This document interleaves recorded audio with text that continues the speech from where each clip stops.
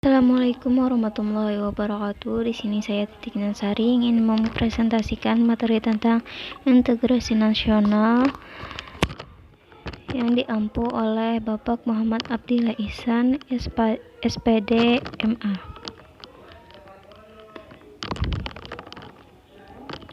Pengertian integrasi nasional. Integrasi nasional itu berasal dari dua kata, yaitu integrasi dan nasional.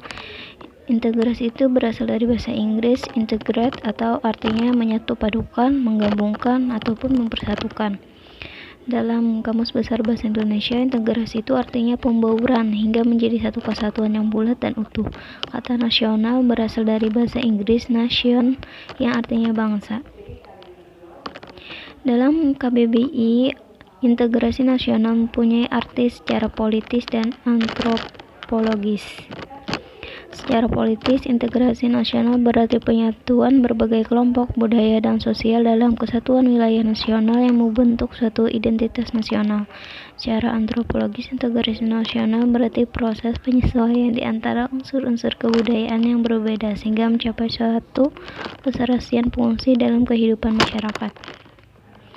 Faktor-faktor pembentuk integrasi nasional ada peran senasib seperjuangan, keinginan untuk bersatu, rasa cinta tanah air, wujud ideologi nasional, budaya gotong royong, antisipasi ancaman asing.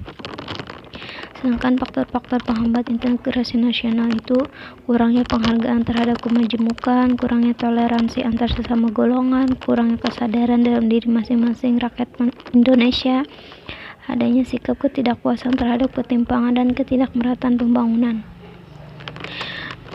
Pentingnya integrasi nasional bagi bangsa Indonesia.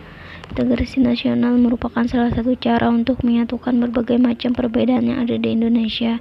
Integrasi itu sendiri dapat dikatakan sebagai suatu langkah yang baik untuk menyatukan sesuatu yang semula terpisah menjadi suatu keutuhan yang baik bagi bangsa Indonesia. Misalnya menyatukan berbagai macam suku dan budaya yang ada serta menyatukan berbagai macam agama yang ada di Indonesia. Integrasi nasional penting untuk diwujudkan dalam kehidupan masyarakat Indonesia dikarenakan Indonesia merupakan negara yang masih berkembang. Selain itu, integrasi nasional merupakan satu cara yang dapat menyatukan berbagai macam perbedaan yang ada di Indonesia. Ancaman terhadap integrasi nasional. Indonesia yang berada di tengah-tengah dunia dilewati garis khatulistiwa, diapit oleh dua benua yaitu Asia dan Australia, serta berada di antara dua samudra yaitu Samudra Hindia dan Pasifik. Kondisi tersebut menunjukkan bahwa wilayah Indonesia berada pada posisi silang sangat strategis.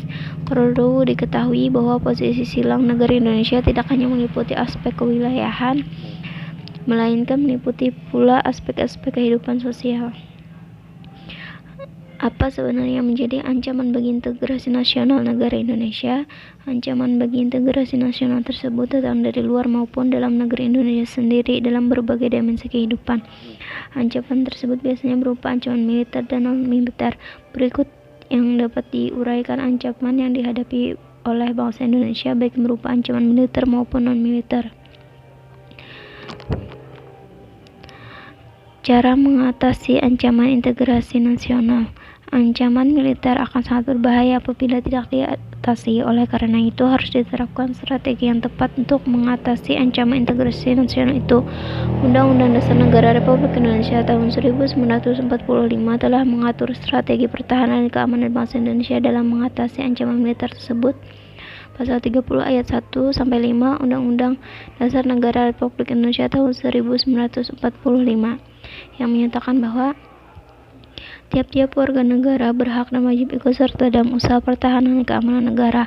Usaha pertahanan dan keamanan negara dilaksanakan melalui sistem pertahanan dan keamanan rakyat semesta oleh Tentara Nasional Indonesia dan Kepolisian Negara Indonesia Republik Indonesia sebagai kekuatan utama dan rakyat sebagai kekuatan pendukung. Tentara Nasional Indonesia terdiri atas Angkatan Darat, Angkatan Laut, dan Angkatan Udara.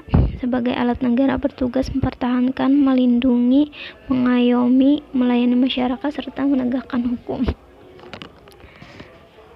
Kepolisian Negara Republik Indonesia sebagai alat negara yang menjaga keamanan dan ketertiban masyarakat, bertugas melindungi, mengayomi, melayani masyarakat, serta menegakkan hukum. susunan dan kedudukan Tentara Nasional Indonesia, Kepolisian Negara Republik Indonesia, hubungan kewenangan Tentara Nasional Indonesia dan Kepolisian Negara Republik Indonesia di dalam menjalankan tugasnya, syarat-syarat keikutsertaan warga negara dan usaha pertahanan keamanan diatur dalam undang-undang. Sekian yang dapat saya sampaikan. Wassalamualaikum warahmatullahi wabarakatuh.